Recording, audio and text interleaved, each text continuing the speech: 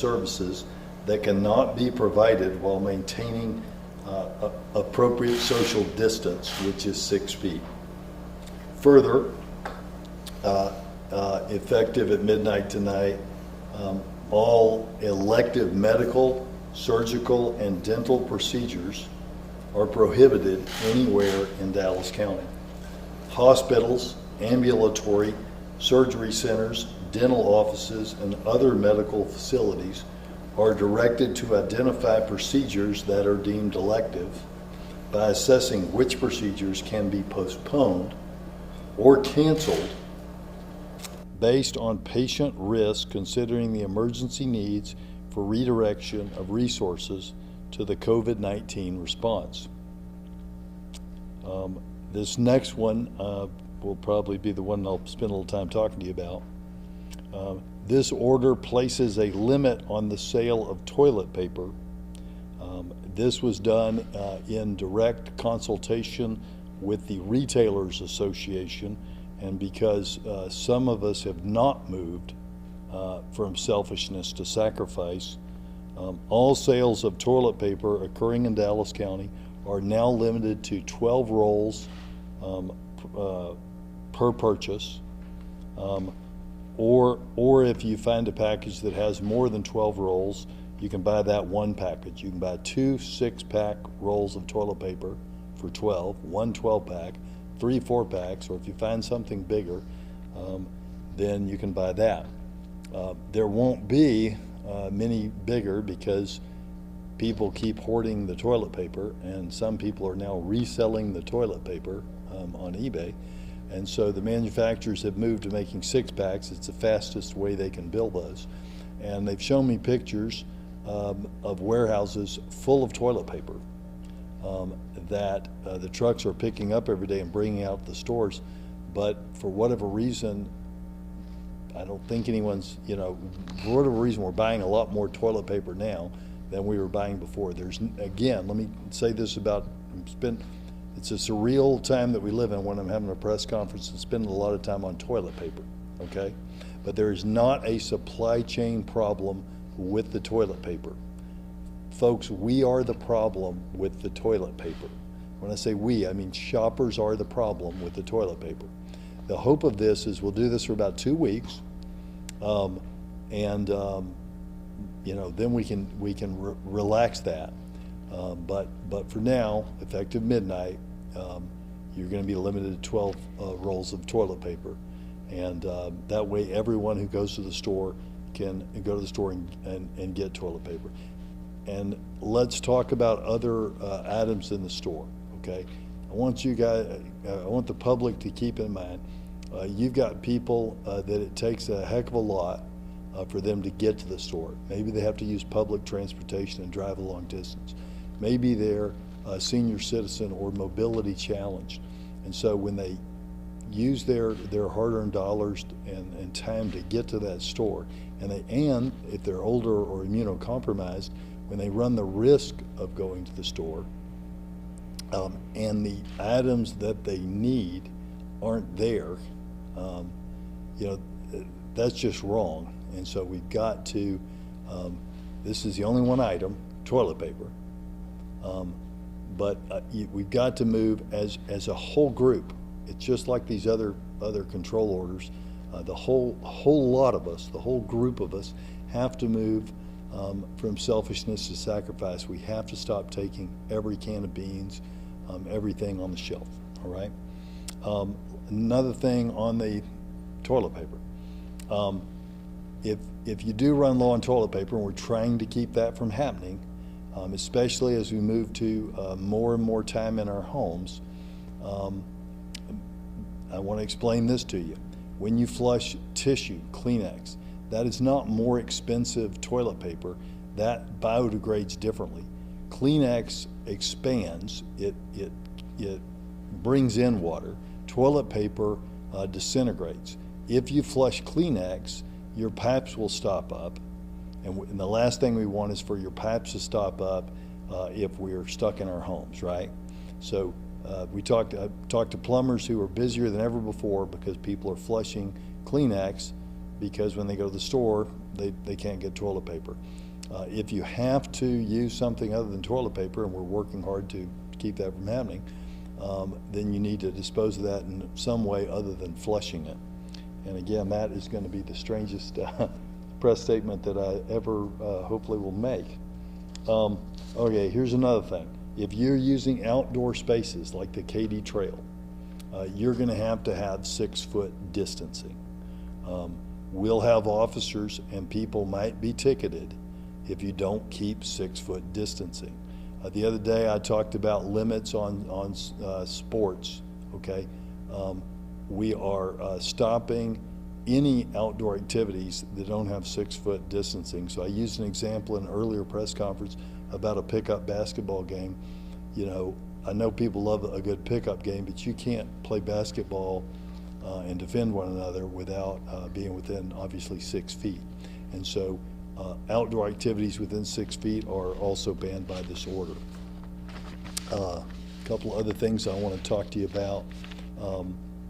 I'm not saying the names of those who pass away from this virus. We had our first death last week, but I do want people to know that our hearts and prayers are with that family and with everyone who is struggling with this virus, but also with those of you who are struggling with the economic hardship that these things are causing, and certainly recognize that. Here in Dallas County, we are working with our utility companies to make sure that no one's service is disrupted. Their utility service is not disrupted. I think it's very important, and I'm asking the governor and the PUC to suspend, as we have done now, following after the county did it. The Supreme Court came in to suspend some evictions in the whole state. We got to flatten the curve regionally, so we really need to stop utility cutoffs. I think as you see these 2 big states, New York and California, moving to shelter in place, you know, that looks like, if this curve doesn't flatten soon, that's where, you know, large chunks of this country and this state will be going.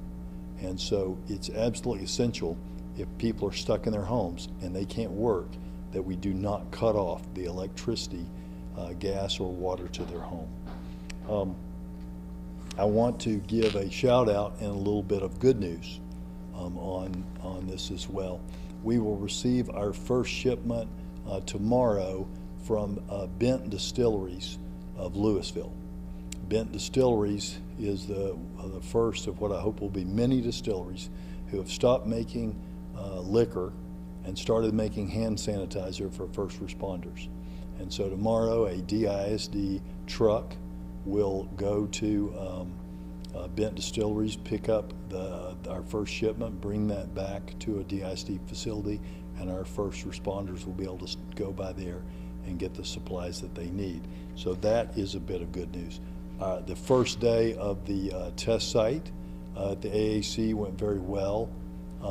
They were able to see everyone that qualified with the 99.6 temperature if you're over 65, and the first responders that qualified under their guidelines, and healthcare workers. The last thing I would say, and this is something that I'm calling on our business community to do, we cannot wait any longer for the retooling of manufacturing to build more PPEs and more ventilators. North Texas, you are amazing. Our business community is amazing. Together, you can do anything. We have to have garment manufacturers step up, retool, and make PPEs for our first responders and for our healthcare heroes. If those folks get sick, there's nobody to take care of the rest of you when you get sick. So we've got to protect them. We've got to stop them from running out of masks and the important things that keep them safe. Ventilators. I think people are understanding that there are not enough ventilators in this country for what we are facing. We have got to retool, and those who can need to do in this country what Jaguar is doing in Great Britain, what Fiat is doing in Italy and what manufacturers are doing already in every country that's been hit that has manufacturing but ours. We're not going to wait on the federal government on this. We're going to lead on this as a business community, as a manufacturing community, because it's too important that we have these things that our healthcare leaders need to keep you safe. With that, I'll turn it over to Dr. Wong.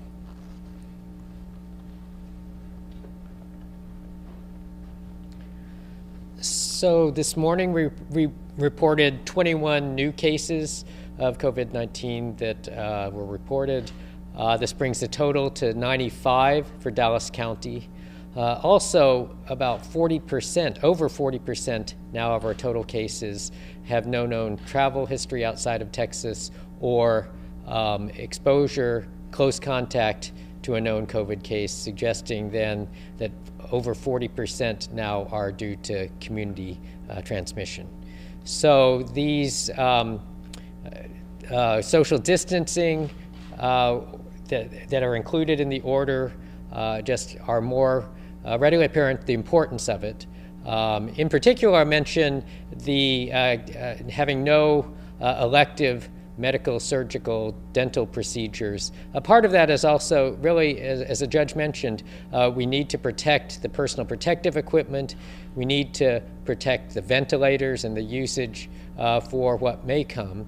And so that's really an important policy to try to protect those vital resources. We're starting to see more of things escalating in New York and other places. And so again, we're all trying to slow this spread down so that it protects our vulnerable population as well as our healthcare sector.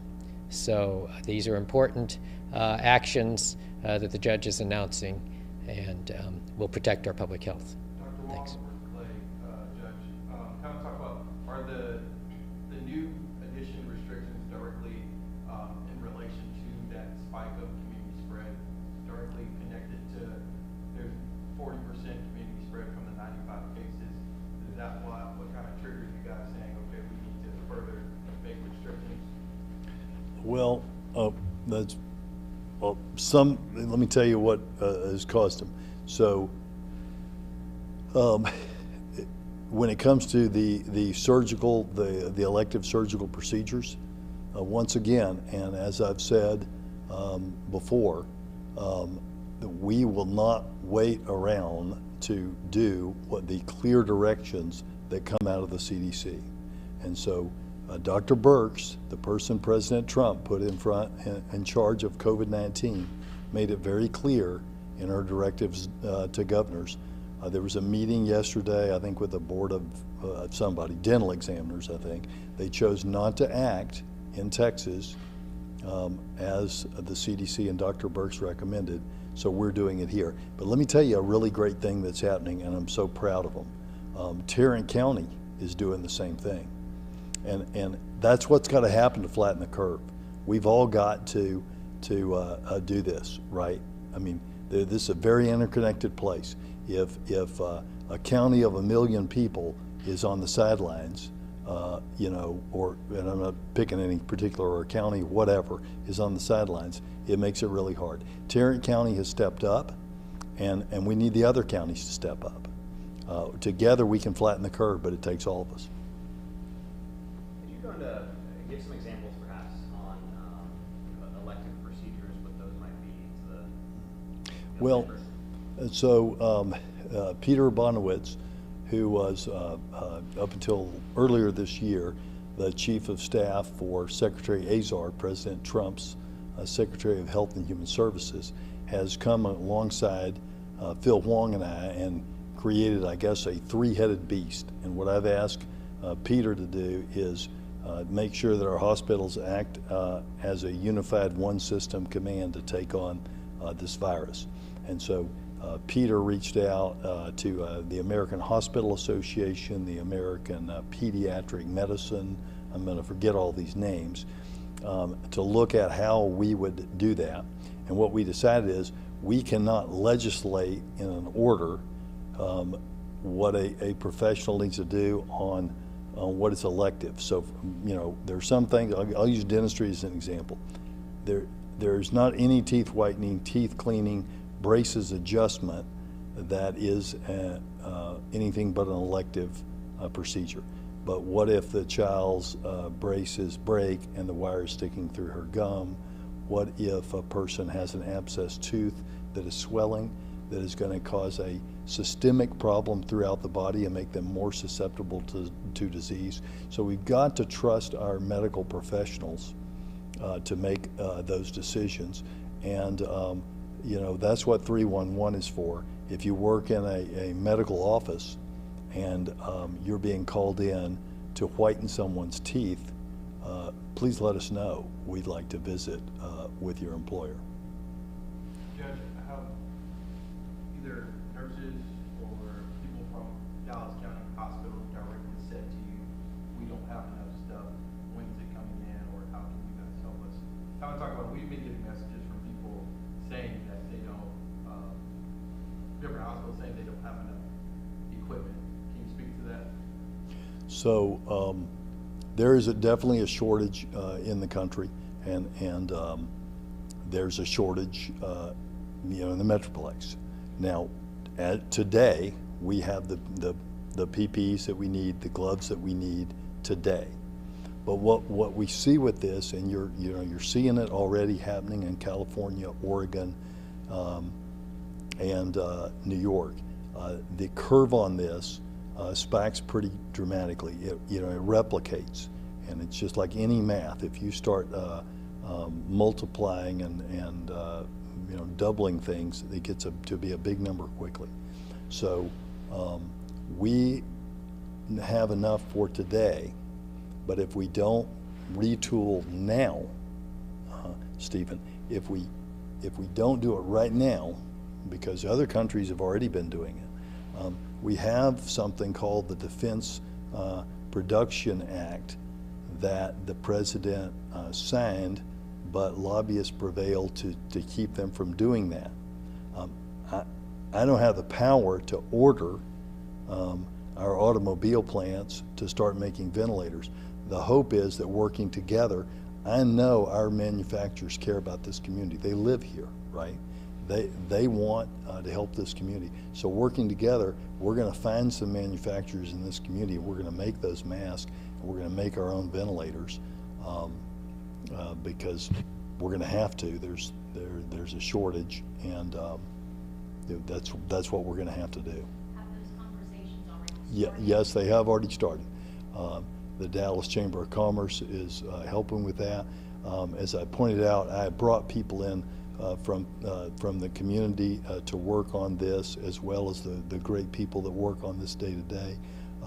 Miguel Solis, who some of you know, who was formerly the president of the DISD School Board, is overseeing the supply chain and working with the Chamber of Commerce and the distillers to get us the vital equipment that we need to protect the community. Any other questions? This morning, it was made very clear for the people coming for the drive-through testing that if you don't meet these requirements, please don't come. As the day went on, did you notice, is there a certain percentage of people that had to be kind of set aside, or are people not heeding to that? There were people that were set aside. So let me make sure that while we're here that I make something clear. The guidelines require, if you're over 65, that we are going to put a thermometer on your head, a forehead thermometer, and your temperature needs to be 99.6. And so if you come but you don't have a temperature, but you think you'll be able to talk us into testing you, that's not what the guidelines are. We're not going to be able to help you at those facilities. There are places that will test you. It's just not these facilities with these FEMA kits, all right? So if you have a fever and you take an ibuprofen and then you drive 30 minutes over here, chances are that fever reducer might take your fever down. So if you have a fever and you think you're having the symptoms and you want to use the drive-through testing, don't take an ibuprofen or an aspirin or a Tylenol or a Aleve before coming over. Wait until after we take your temperature to take that, because if it reduces your fever under these guidelines, you won't get a test. So could you give us a quick update on how testing did go today? It went well. It went really well. I was there when it opened. We had a pretty long line. Most of the people at the beginning of the line were our nurses and healthcare heroes. We're going to have seen by the time we close, somewhere between 100 and 200 people a day. With the further restrictions from the federal government, they're now telling us that although we have 2,400 tests, that each site will they'll only be able to get around to, because of lab capacity at Quest and LabCorp, they'll only be able to test. We could take 300 kits in a day, but they're only going to guarantee that they'll test 250 per site. And that continues to be something that we're all working very hard on to get more testing. And that is, I know everyone's working very hard, and I'm not frustrated with any person. I'm frustrated with the situation. Yes. For all the people that are in their homes right now, I think it's natural for them to feel like we want to know, when the worst is behind us, when we can, start looking forward to going back to life the way it was. Is there any way of saying when that's going to happen, when the virus is going to peak, anything like that? So it's going to get worse before it gets better. The optimistic hope is that as it gets warmer, similar to the flu, we'll see this virus wane. We just don't know. It's a novel, or in other words, new virus, and so we just don't know the answer to that. Medicine doesn't know. The hope, and I've used this analogy today with a faith group that I spoke to about the tough work that I need them to help with, and that they're going to jump in and help with in the coming days. It's like basketball. If our healthcare workers can play one-on-one, okay, if there's 30 people on the other team and there's one person on your team and you can play one-on-one, they're going to score on you and you're going to be awfully tired, but you can possibly do that. If it's 5-on-1, then you're going to get overrun. And so what we're trying to do is we're trying to flatten that curve so we don't see that huge crush of people now, which overruns our healthcare system, which then leads to this being a longer, bigger problem, and it leads to a much higher casualty count. We're going to see more deaths from this virus, but the goal is to do everything that we can to minimize that and to protect human life and to protect as many people as we can. Any other questions? If not, thank you so much. And I'll just close by saying, I know that we can do this together. I know that if everyone that can steps up, and some people we're asking to step up in a big way. The definition, I heard the police representative for the city of Fort Worth say this, the definition of courage is being afraid and doing it anyway. And under that definition, our first responders and our healthcare frontline workers are the most courageous people that you can imagine. They're being asked to do a lot. I'm asking these manufacturing companies to do a lot. We're asking our critical services to stay open and do things, and asking them a lot. But we all have a role to play, okay? And so we can all move from selfishness to sacrifice, leave some groceries, on the aisle.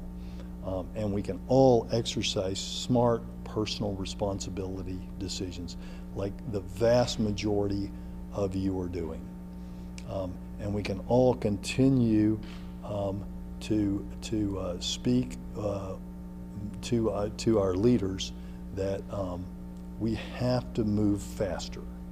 And there needs to be no political discussions. This is not a time for politics. It's not a right or left issue. It's a scientific issue. The deciders of what we need to do are the scientists in the room at the CDC, the scientists at NIH, Phil Huang and your public health authority and the local doctors that work on local plans. And so when we get those directives, it's time to act. It's time for all of us to lead in this community, and that means leading at your home, leading when you go to the grocery store, showing grace to your neighbor. But we're going to do this. We're going to get through this, and you know, we're going to persevere as a community. We have to move from panic to personal responsibility, along with prayer. Thank y'all. Guess we got to see words.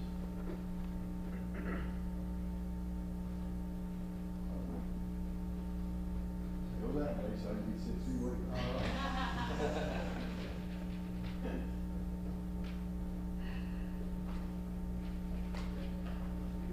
Play some basketball.